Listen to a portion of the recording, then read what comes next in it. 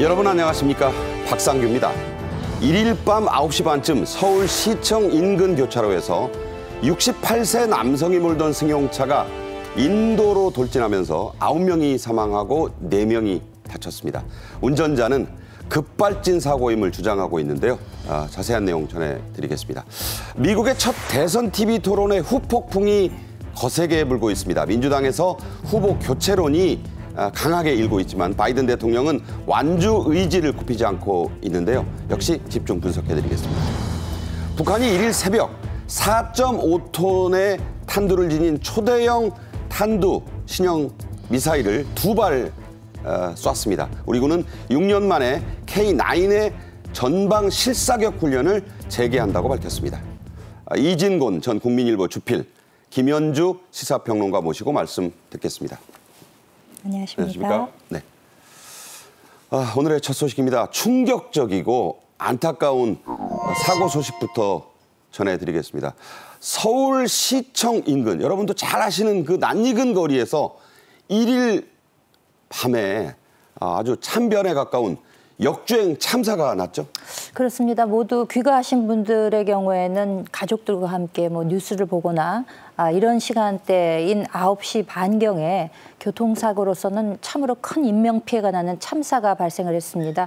화성에서 지난주에 발생했던 그 배터리 공장 사고에서도 안타까운 그런 소식들이 접해졌었는데 이와 같은 큰 사고가 발생해서 많은 분들이 안타까움을 표시하고 있습니다. 68세 남성이 운전대를 잡았던 것으로 알려지고 있고요. 그 곁에는 그 부인이 함께 동승했던 것으로 알려지고 있습니다. 그 승용차가 인도 횡단보도를 가리지 않고 질주하는 바람에 피해가 더 컸던 것으로 보입니다.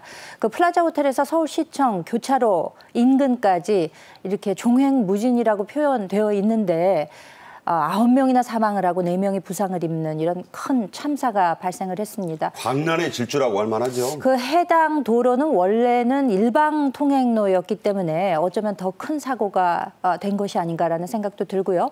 사망한 분들을 보니까 이제 은행 직원이 4명이나 있었습니다. 승진한 이후에 회식하고 나서 시간대로 볼 때도 9시 반경이면 회식하고 나와서 헤어지거나 혹은 그 이후를 함께 얘기하는 그런 시간대였기 때문에 별안간에 이렇게 참변을 당했던 것으로 알려져 있고요.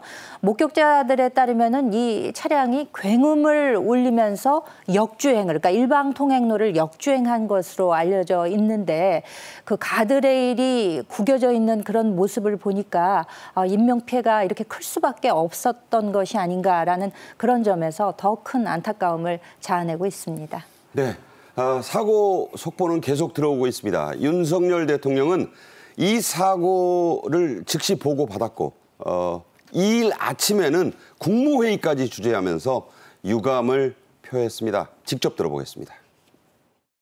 어젯밤 서울 시내 중심가에서 차량이 인도로 돌진해서 9분이 돌아가시고 또 6분이 다친 안타까운 사고가 발생했습니다. 희생되신 분들의 명복을 빌며 유가족분들께 위로의 말씀을 드립니다.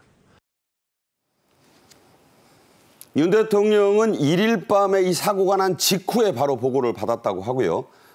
행안부 장관, 또 소방청장, 경찰에 긴급히 여러 가지 지시를 내렸죠?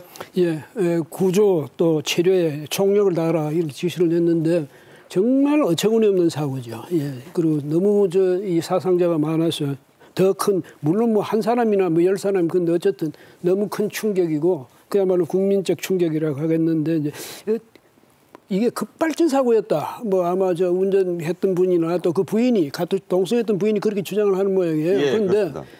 또 어느 영상을 보니까 차가 가다가 또 섰어요. 서서히 서는 장면도 있습니다. 예, 그래서 그거 가지고 논란이 많습니다. 저거 100% 뭐냐면 급발진이 아니다 이렇게 주장하는 분도 있고 또 아니다 저건 확실하게 또 이게 조사를 해봐야 한다 이런 분도 있는데 어쨌든 철저히 조사를 해야 되겠죠. 조사를 해야 되겠는데 지금 이제 더 또 큰 문제는 뭐냐면 저도 그 경우에 해당하겠습니다만 이게 나이 많은 사람들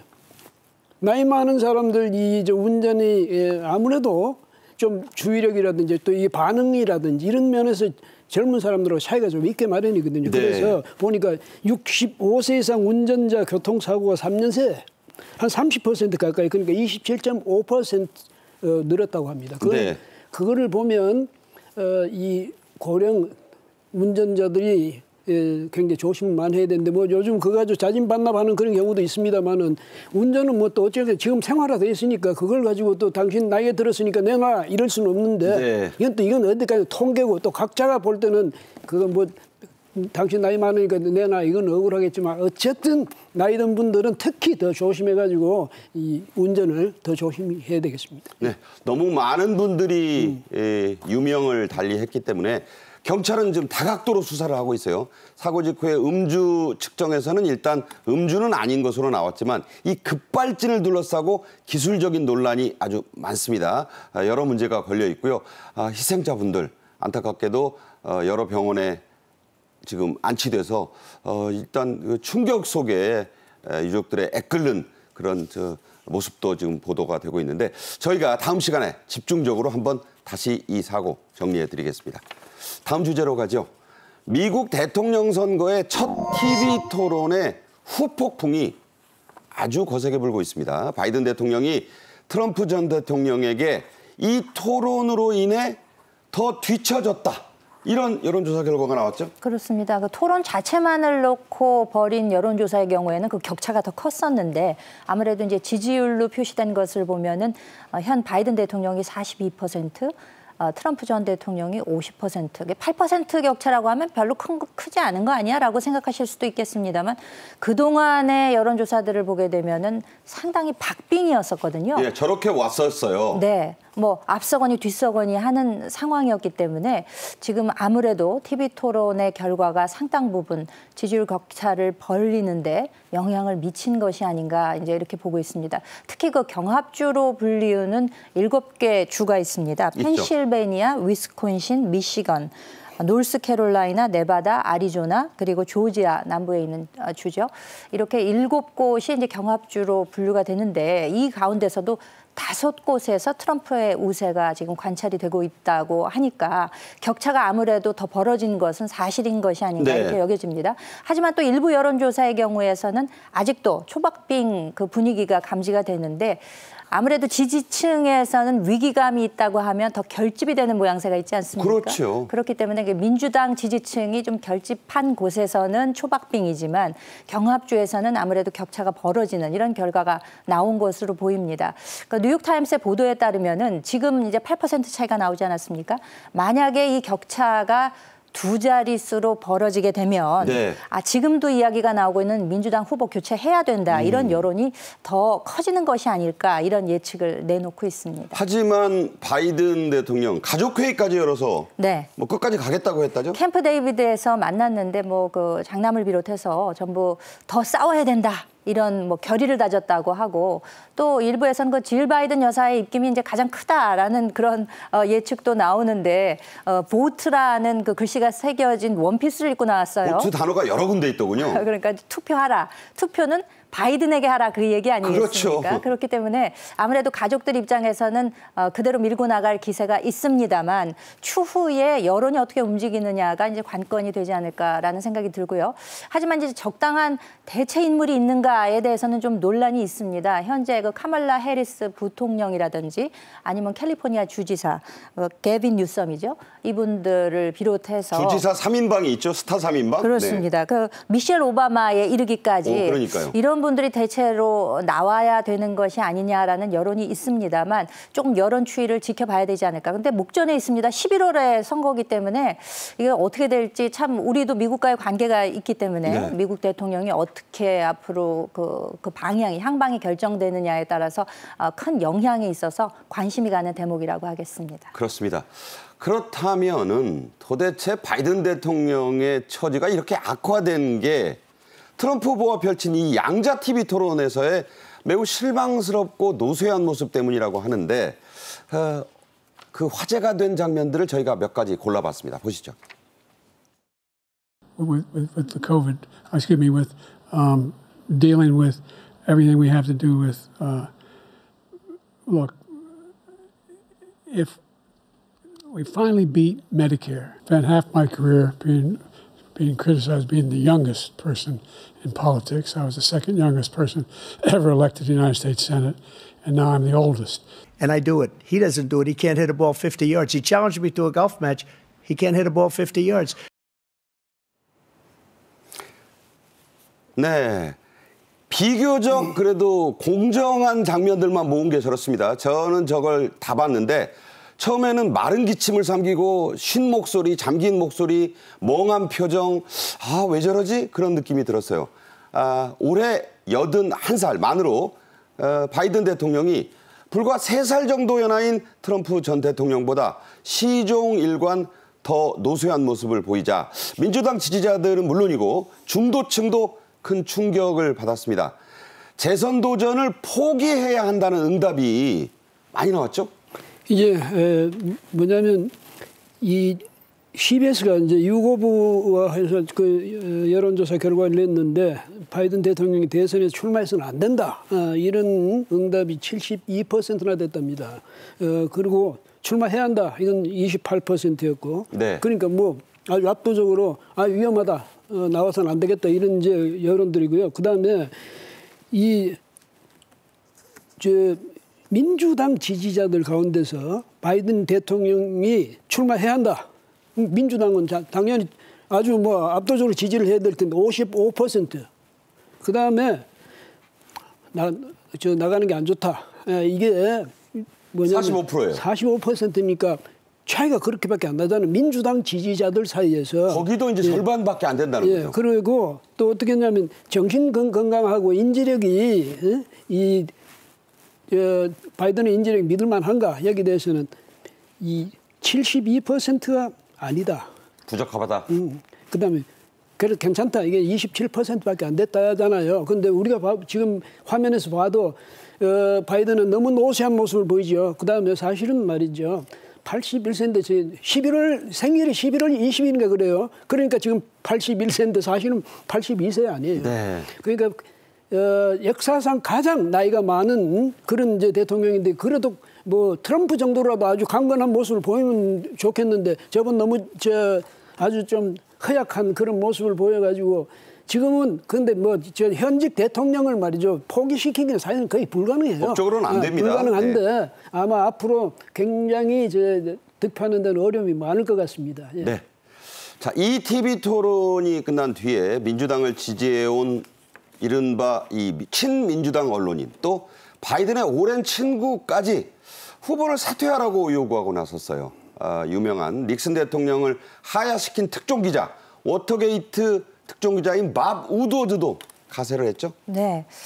그동안 많은 정치권의 관계자로서 그리고 또 여러 대통령들을 보아왔을 텐데 이 밥 우드워드 기자는 이 바이든의 토론은 정치적인 수소폭탄이라고 표현을 했습니다. 네. 그러니까 언제 터질지 모른다는 거죠. 그러니까 사퇴를 해야 된다. 이 후보 교체의 요구는 피할 수 없는 선택이다. 이렇게 강하게 이야기를 했습니다. 그러니까 너무 나쁘고 끔찍했다라는 표현. 그러니까 상당히 그 발언의 수위가 셉니다. 네. 표현을 좀 애둘러서 할 수도 있을 텐데 단도직입적으로 강하게 공격하는 듯한 이런 그 태도를 보였거든요. 내된 테러블이었어요. 그렇습니다. 바이든의 오랜 친구가 또 한 명 있습니다.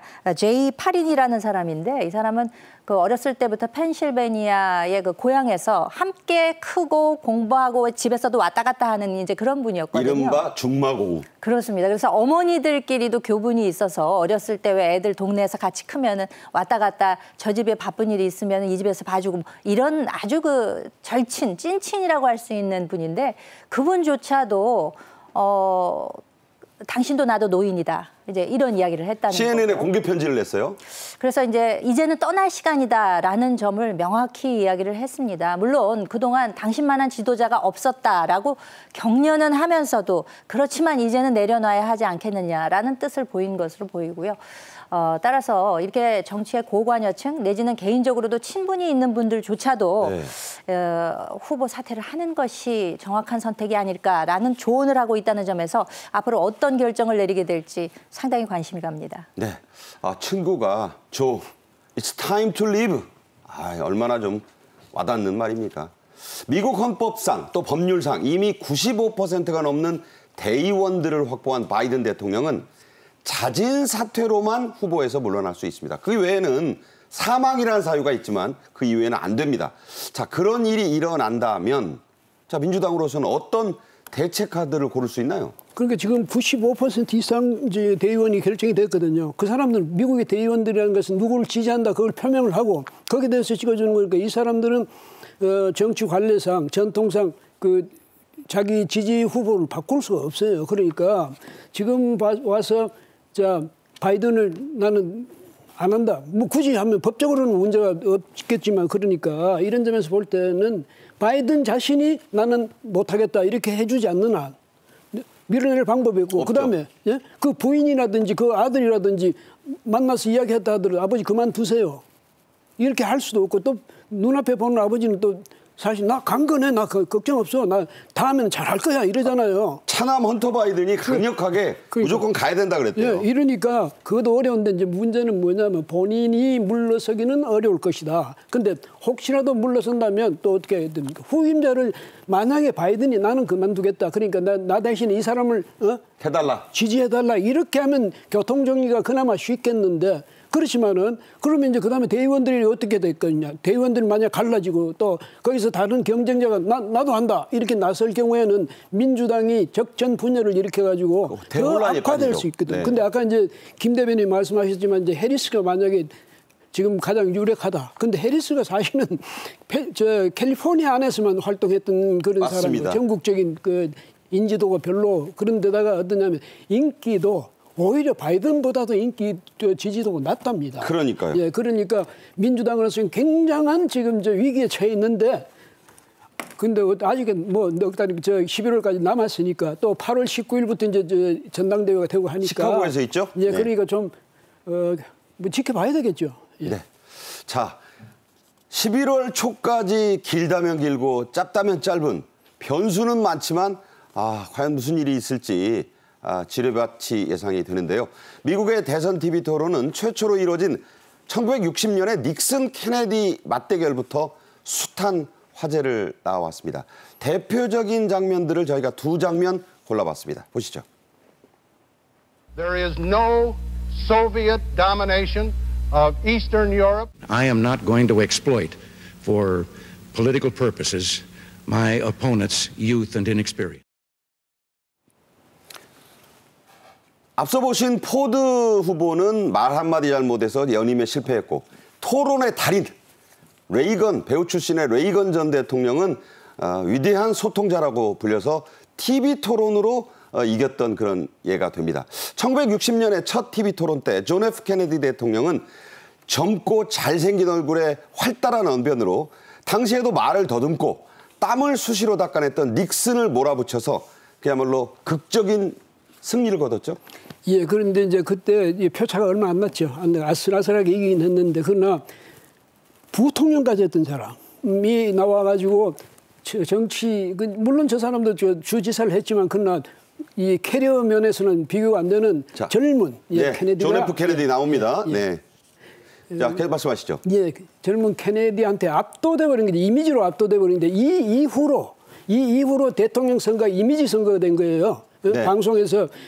방송에서 이기면 그 사람은 당선되는 거예요. 만약에 그렇죠. 아까 봤듯이 포드가 뭐 동유럽은 소련의 지배에 있지 않습니다. 이 한마디로 저렇게 무시간 이렇게 돼버리니까 네. 그런 점에서 앞으로 우리나라도 마찬가지지만 선거는 점점 이미지 선거의 그 경향이 앞으로도 점점 더 커질 것이다. 뭐 이렇게 예측할 수가 있는데 이번에도 보니까 트럼프는 더 자신만만하고 더 여유롭고 전에는 좀 굉장히 공격적이고 못된 말도 하고 이랬는데 네. 이번에는 아주 여유롭게 이렇게 하고 뭡니까 바이든은 보니까 전번에는 이제 뭐 will you shut up man 뭐 이런 식으로 해가지고 너 닥칠래? 닥쳐줄래? 이렇게 하면서 아주 그래도 기계 있게 했는데 이번에는 뭐 어물어물하고 말을 잘 들리지도 못하게 하고 하니까 오히려 이 트럼프한테 조롱당하고 이랬죠. 예. 네. 오죽하면은 오후 4시 이후에 토론을 잡은 측근들 탓을 했습니다. 자기는 오후 4시 이후가 되면 유난히 피곤해진다. 오히려 그 말이 역풍을 불렀어요. 아니 무슨 미국 대통령이 오후 4시가 있고 오후 5시가 있습니까? 자, 그런 형국인데요. 오는 11월 초에 미국 대선 결과는 우리나라에도 매우 중요하죠.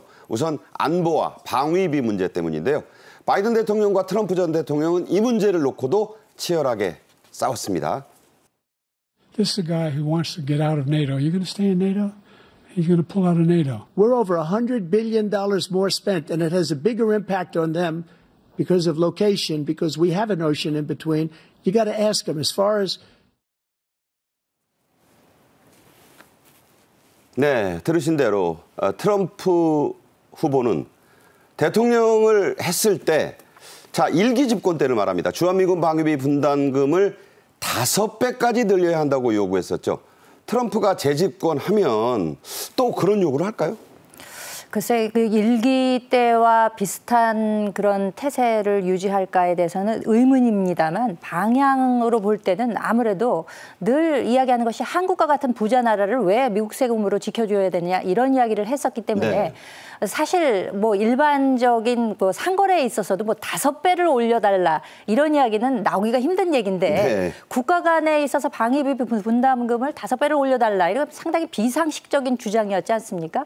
그럼에도 불구하고 뭐 여전히 주한미군 철수 가능성을 시사하는 걸로 봐서는 전체 28,500명에 이르는 주한미군의 규모 축소라든가 아니면 방위비 분담금을 증액한다든가 이런 기조는 유지가 되지 않을까. 이게 트럼프 전 대통령의 경우에는 사실 과거에 이제 사업가이기도 했습니다만 그 엔터테이너로서도 활동을 했었죠. 그렇죠. NBC에서 그 더 어프렌티스라는 그 프로그램에 나와서 You are fired 이 상당히 유행어를 만들어내지 않았습니까? 그렇죠. 너 해고야.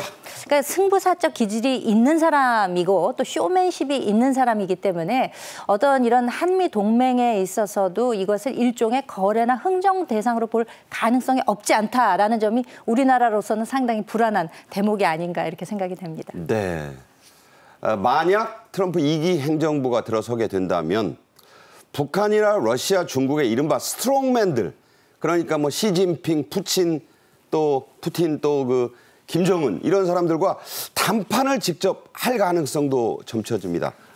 주필께서는 어떻게 보시나요? 뭐 지금 김 대변인도 말씀하시지만 사실은 저 트럼프가 우리가 흔한 말로 장사꾼이고 특히 이제 저분이 거래의 기술 뭐 이런 책을 써가지고 굉장히 유명해졌거든요. 베스트셀러였죠. 네, 베스트됐는데 저 양반은 거래에 관한 한 자기를 따를 사람이 없다는 그런 자부심을 갖고 있는 사람이 그다음에 그래서 쇼맨십도 있고 또 하나는 이게 거래거든요. 그 우리한테 5배 내놓으라서 5배 다 받으려고 한 건 아닐 거 아니에요. 네네. 근데 그렇게 해가지고라도 근데 미국 국민들이 올 때 우리 대통령이 우리의 국익을 위해서 아메리카 퍼스트를 위해서 이 정도는 노력한다. 이걸 보여줄 필요가 있고 나는 절대 손해보는 대통령 아니야. 유럽에 대해서는 한국에 대해서는 어디에 대해서든 네. 이렇게 여러분 나는 우리 국익을 최우선하고 가능하면 우리의 이제 이익을 더 확보한다. 뭐 이런 모습을 이제 보여주니까 아마 앞으로도 저분이 이제 대통령이 되면 우리한테 또 그런 압박을 할 거예요. 그러나 다만 이 미국 같은 세계 최고의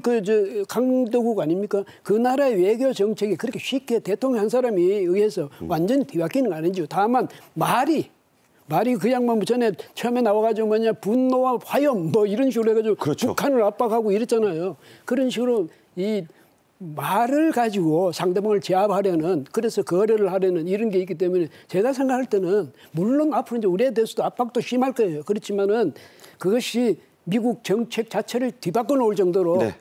그렇게 가지는 못할 것이다. 저는 그렇게 예측을 합니다. 네. 분노와 화염, Fire and Fury라는 책으로도 유명을 했죠. 자, 우리 정부도 미국 대선의 결과에 촉각을 곤두세우면서 이쪽이냐 저쪽이냐 그에 따른 맞춤형 전략을 지금 준비하고 있죠. 예, 그렇죠. 그런데 앞으로 넉 달 남았는데다가 더더구나 뭐냐면 지금 현직 대통령 바이든 지금 유력한 사람은 트럼프 이렇게 되잖아요. 그런데 우리 정부가 그렇다고 어느 한쪽을 치우쳐가지고 그러니까 앞으로 이 집권할 가능성이 많은 트럼프에 대해서도 관계를 좋게 맺어야 되지만 현재 있는 바이든에 대해서도 마찬가지 아니에요. 홀대할 수는 없죠. 예. 네. 그러니까 그런 점에서 우리는 적절히 이제 대처를 해나가니까 어디 거기 엎어져 가지고 당신 좋아 이런 식으로 못하니까 아마 적절히 지금 우리 정부가 균형적으로 그런 관계를 맺어가고 있다 이 점을 이제 이야기하고 어느 나라나 그 미국의 저 대통령 선거에 대해서는 우리뿐 아니라 일본이나 다른 나라도 전부 대비를 할 거예요. 우리도 그 정도 외교적으로 만반의 대비는 하고 있다. 이 점을 지금 정부가 강조하고 있고 우리는 또 그걸 믿어야지. 믿고 기다려봐야 되겠죠. 네. 자, 트럼프 전 대통령의 측근들도 한미일 관계를 강화하는 기존의 외교 이 기조를 유지할 것이라고 외신에 밝힌 것으로 나왔습니다. 자, 어떻게 봐야 할까요? 그 트럼프 전 대통령의 경우에도 동맹 간의 긴밀한 협력이 중요하다는 사실을 인지하고 있다는 것은 뭐 원론적인 이야기이기도 하겠죠. 로이터 통신의 보도에 따르면은 한미일 작년에 워싱턴 선언을 했습니다만 중국과 북한의 대응, 나아가서 이제 북러 간의 이런 관계들이 변화가 있었기 때문에 더욱더 긴밀한 협력을 할 수밖에 없다는 점에 대해서는 받아들이지 않을까라는 생각이 듭니다. 네. 사실 이 안보 관계에 있어서 한국과 미국 또 일본과 미국은 상호 방위 조약을 가지고 있는 각각의 동맹국이기도 한데 네. 한미일이 지정학적으로 볼 때도 상당한 연대 필요성이 있음에도 불구하고 한국과 일본은 그동안 역사 문제라든가 상호 인식에 있어서 상당히 껄끄러운 관계를 유지했기 때문에 미국으로서도 상당히 좀 골치 아픈 그런 관계 때문에 더 발전적인 그런 방향으로 모색이 못됐다라는 지적이 있어 왔는데 한일 관계가 극적으로 이제 개선이 되면서 미국 입장에서도 이거 한미일의 협조가 상당히 필요하고 또 이것이 앞으로 나아갈 수 있는 방향에 들어섰다라고 네. 생각을 하기 때문에 트럼프 정책 고문이 지금 일본을 방문해 있다고 합니다. 네. 그럼에도 불구하고 이 한일 관계에 있어서의 중요성 이런 것들은 다시 한번 강조를 하고 있기 때문에 설사 트럼프 2기 정부가 들어선다 하더라도 한미일의 기본적인 안보 협력 이런 것들에 대해서는 받아들일 것이다라는 예측이 나오고 있는 것이죠. 네. 이진곤 전 국민일보 주필과는 여기서 인사를 드리도록 하겠습니다. 잘 들었습니다. 네. 감사합니다. 북한이 1일 새벽 신형 전술 탄도미사일 2발을 시험 발사했습니다.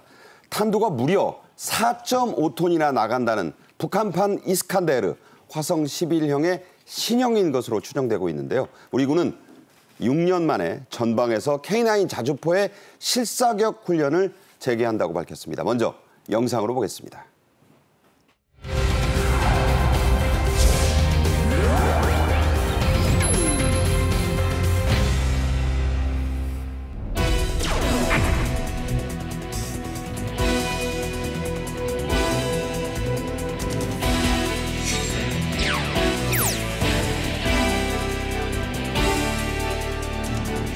이 차 발사한 북한의 미사일은 초기 단계에서 비정상적으로 비행했을 가능성이 있습니다.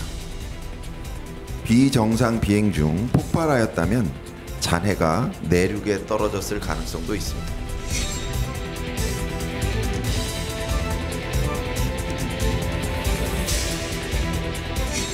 미사일 기술력 고도화 목표 달성에서 중대한 의미를 가지는 개별 기동 전투부 분리 및 유도 조종 시험을 성공적으로 진행했습니다. 북한이 오늘 아침에 다른 내용으로 공개를 하였는데 그것은 기만과 과장을 위한 수단에 불과하다고 생각합니다.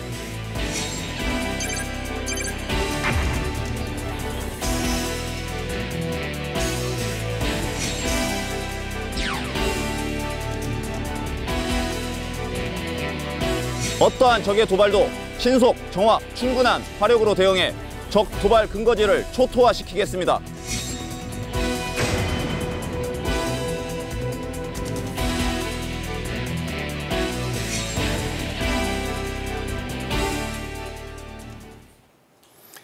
이번 주제에는 김열수 한국군사문제연구원 안보전략실장도 함께하겠습니다. 안녕하십니까? 네, 안녕하세요. 네.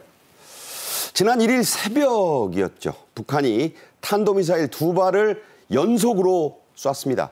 첫 번째 미사일, 일단 화성 11형의 신형 이렇게 추정이 된다죠? 예, 단거리 탄도미사일을 그냥 총칭해가지고 북한은 화성 11형이라고 얘기를 하고요. 우리 한국은 이제 이걸 KN-23, 24 이런 식으로 이제 표현을 합니다. 그런데 이제 2발 발사했는데 10분 간격으로 발사를 했죠. 첫 번째 발사는 600km를 날아가서 정상적으로 탄착이 됐다라고 보고요. 네. 문제는 이제 두 번째 발사입니다. 이것이 이제 한 230km 날아가서 평양 인근에 떨어졌는데요. 날자마자 떨어진 거네요. 이것이 이제 지금 문제가 되고 있는데 북한에서는 이것을 자신들이 화성 11 다형 4.5톤짜리라고 그러거든요. 원래는 이제 이게 KN-23 정도가 되면 이게 탄두 무게가 500kg 정도 됩니다. 네. 그런데 이게 4.5톤이니까 9배나 이제 이제 그 효과를 내는 그런 탄두죠. 이게 이제 떨어졌다라고 얘기를 하면서 자기네들이 이거 시험했다라고 얘기를 하고, 그리고 나서 이번 달 내로 220km 정도 나가는 4톤 5톤짜리 다시 이제 시험 발사하겠다라고 얘기를 했거든요. 그런데 합참에서 얘기하고 있는 것은 여기서 문제가 있다라고 보는 거예요. 왜 문제가 있느냐 하면 우선 두 가지인데, 하나는요, 이렇게 처음으로 시험하는 거고 그 고폭탄이 사실상 4.5톤이라는 것은 아주 고위력이지 않습니까? 그렇죠. 이것을 김정은이가 살고 있는 평양 방향으로 쏜다? 이게 가능한 얘기냐 하는 거죠. 그래서 여기에 대해서 문제가 있다라고 보는 거고요. 두 번째는 자신들이 이달 내로 다시 뭐 230km 가는 걸 다시 쏘겠다라고 이렇게 얘기할 필요가 없는데, 이것까지 얘기한 것은 결국은 실패한 것을 만회하기 위한 또는 숨기기 위한 그런 목적이 있지 않느냐라고 하는 것이 우리 합참의 판단인 것 같습니다. 네. 굳이 그런 단어가 생각이 납니다. 네. 두 번째 미사일은 말씀하신 대로 정상 발사에 실패한 것으로 보이는데요. 이성준 합참 공보실장의 브리핑으로 직접 들어보시죠. 2차 발사한 북한의 미사일은 초기 단계에서 비정상적으로 비행했을 가능성이 있습니다. 비정상 비행 중 폭발하였다면 잔해가 내륙에 떨어졌을 가능성도 있습니다. 작년 발사할 때 그 저수지 옆에 그 둔덕 같은 곳에서 쏘았는데 뭐 미사일 발사를 아무데나 할 수 있다는 뭐 그러한 걸 노출하기 위한 것일 수도 있고요.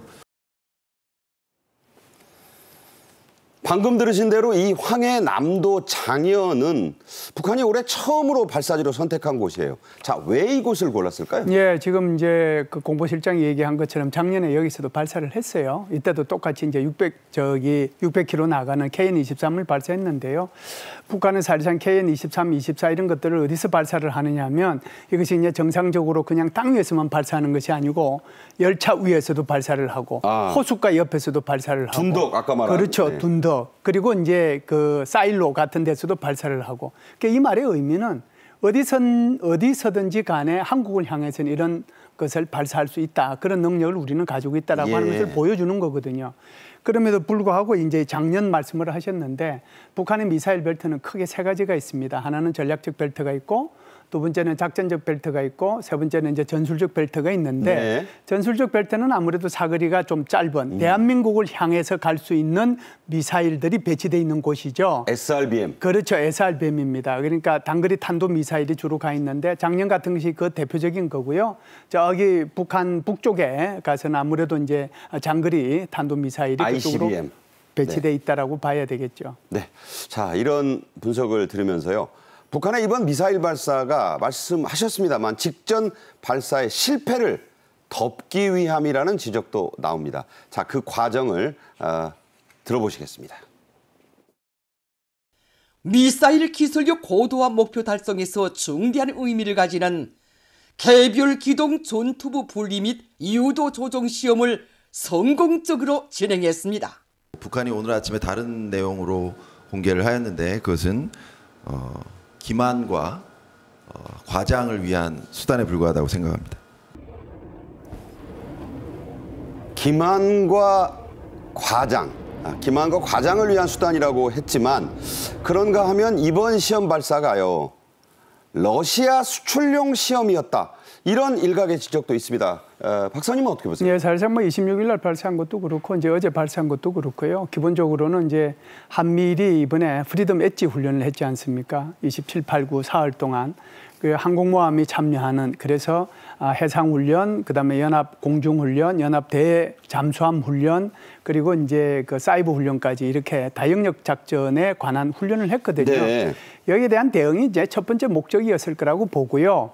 두 번째는 이제 28, 9, 30 어제까지 나흘 동안 북한의 노동당 중앙위원회 전원회의 했잖아요. 네네. 그래서 여기에 대한 어떤 축포 성격의 그런 것들도 있었다. 이게 이제 두 가지가 저는 볼 때는 주 핵심이었고, 세 번째는 지금 말씀하신 말씀하신 것처럼 러시아의 이런 미사일 수출과 관련된 내용이 포함되지 않았을까 이렇게 이제 말씀을 하셨는데 사실상 북한이 SRBM을 러시아에 많이 수출을 했죠. 네. 그래서 이제 러시아에서 이것을 우크라이나를 향해서 쐈는데 우크라이나에서 이걸 전부 다 파편을 수집해서 보니까 거기에 한글이 적혀 있는 거잖아요. 여러 번 보도했죠. 그렇죠. 그러니까 결국은 이제 북한이 러시아에 미사일 수출했다는 것이 이제 빼도 박도 못하게 됐는데 문제는 그때 당시에 한 30발 정도를 발사를 했는데 그중에 대부분이 정확하게 떨어지지 않았고 다른 곳에 떨어지거나 그렇다면 발사 과정에서 폭발했거나 그랬다는 거예요. 예. 그러니까 러시아로서 봐서는 북한의 이 SRBM을 어느 정도 이제 신뢰성을 갖고 봐야 될 것이냐 이런 측면이 있었는데 이걸 북한에서는 이제 러시아한테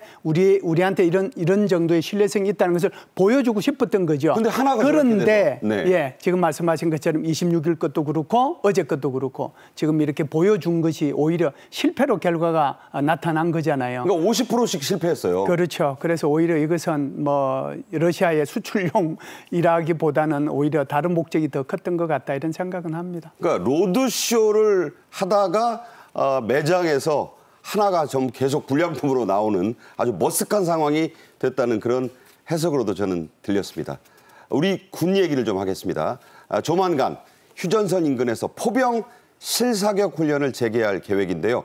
이게 이제 횟수로 6년 만이고 쓰이는 포, 우리의 자랑 K9 자주포죠? 그렇습니다. 뭐 유럽에 지금 뭐 수출세가 상당하죠. K9 자주포를 동원한 실사격 훈련이 말씀하신 대로 2018년 이후 6년 만에 이제 전방에서 이루어진다는 것인데 2018년에 9.19 군사 합의가 체결되면서 그 군사 분계석 남쪽으로 5km까지는 실사격을 할 수 없도록 되어 있었습니다. 이제 효력 정지가 났기 때문에 실제 훈련이 가능해진 것인데요. K9 자주포를 위시로 해서 여러 포 사격 훈련이 있을 것으로 예상이 됩니다. 이제 이건 육군의 이제 훈련이고요.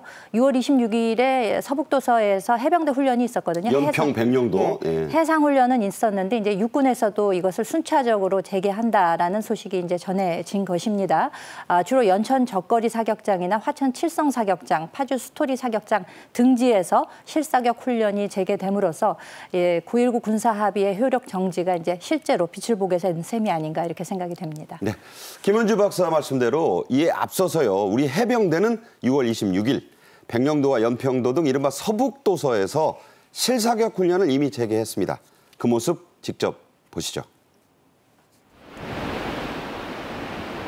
네, 해병대의 서북도서 실사격 훈련 재개 모습입니다. 백령도, 연평도에 있는 그 여단이 대거 참여를 했어요.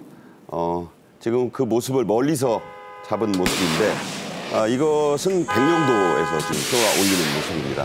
천무 등등의 무기들이 대거 선보였고요. 명령률이 아주 대단했다고 일단 알려지고 있습니다. 자세한 설명은 이제 우리 박사님께 여쭤보겠는데, 자, 아주 날씨도 좋았고 참관자들로부터도 우리 무기의 성능을 한껏 과시했다 이런 얘기를 들었습니다. 자, 김 박사님, 네. 이 해상 사격 훈련에 동원된 무기, 화력, 부대 어느 정도였나요? 무기 체계는 뭐 4종류였죠. 이제 우리가 이제 제일 자랑스럽게 생각하는 K9 자주포가 동원이 됐고요.